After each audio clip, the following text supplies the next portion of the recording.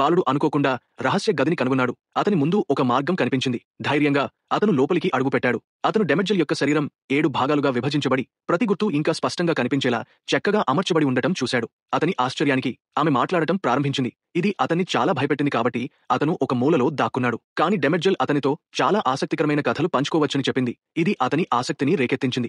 ఇది అతనికి మరియు రోబోట్ డెమెట్జెల్ మధ్య మొదటి ఎన్కౌంటర్. అప్పటి నుండి క్లియోన్ తరచూ తిరిగివచ్చి ఆమె సామ్రాజ్య విస్తరణ, రోబోట్ యుద్ధాలు మరియు ఇతర కథల గురించి చెప్పడం వింటూ ఉండేవాడు. కాలం గడిచే కొద్దీ డెమెట్జెల్ వయస్సు పెరగలేదు. అయితే క్లియోన్ నెమ్మదిగా పెద్దవాడు అవుతున్నాడు. ఇంకా ఆశ్చర్యకరమైన విషయం ఏమిటంటే డెమెట్జెల్ ఇప్పటికే 10,000 సంవత్సరాలు జీవించింది. ఆమెకు తినడం లేదా నిద్ర అవసరం లేదు మరియు చాలా కాలం క్రితం ఆమె సైన్యాలను యుద్ధంలోకి నడిపించింది. కానీ ఒక ముఖ్యమైన యుద్ధంలో ఓడిపోయింది, బంధించబడింది మరియు ఆ కాలపు గొప్ప చక్రవర్తికి అప్పగించబడింది. అతను ఆమెపై చాలా ప్రయోగాలు మరియు అధ్యయనాలు నిర్వహించాడు. సంవత్సరాలు గడిచే కొద్దీ చక్రవర్తి తాను చివరికి చనిపోతానని, అయితే డెమెట్జెల్ మరణించదని తెలుసుకున్నాడు.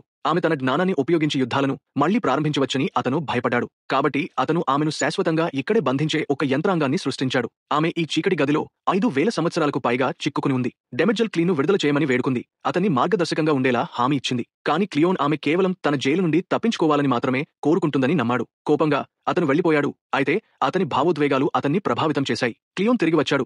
ఆమె విభజించబడిన శరీరాన్ని విడుదల చేసే స్విచ్ను నొక్కాడు మరియు డెమెట్జెల్ మళ్లీ పూర్తి రూపం పొందేలా అనుమతించాడు. కానీ ఆమె నిజంగా స్వేచ్ఛగా లేదు. ఒకరోజు క్లియోన్ చాలా పెద్దవాడైనప్పుడు అతను మళ్లీ ఆమెను సందర్శించాడు. అతను డెమెట్జెల్ను పెళ్లి చేసుకోమని అడిగాడు. అప్పుడు అతను నిరోధక క్షేత్రాన్ని తెరిచాడు.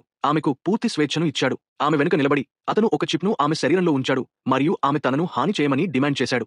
డెమెట్జెల్ ఆశ్చర్యపోయింది. కానీ ఆమె చేయి పైకెత్తినప్పుడు అది తన కంట్రోల్లో లేదని కనుగొంది. ఆమె మానవులను హాని చేయగలదు, కానీ క్లీన్ను కాదు. ఈ నిబంధన ఆమెను మరొక శరీరంలోకి బదిలీ చేసుకోకుండా కూడా నిరోధించింది. అది ఆమె స్వేచ్ఛకు షరతు. క్లీన్ తర్వాత తన స్వంత క్లోన్ చేశాడు. క్లోన్ తర్వాత క్లోన్ను సృష్టించాడు. ప్రతి క్లోన్కు ఈ క్షణం యొక్క జ్ఞాపకాలు తొలగించబడతాయి. అతని వారసుడిగా మారతాయి. ఆమె ప్రోగ్రామింగ్ కారణంగా డెమెరెల్ ఎప్పటికీ తప్పించుకోలేదు. పూర్తి విధేయతతో బంధించబడి ఆమె క్లీన్ మరియు అతని వంశస్థులను రాజవంశాన్ని పరిపాలించడంలో మార్గదర్శకంగా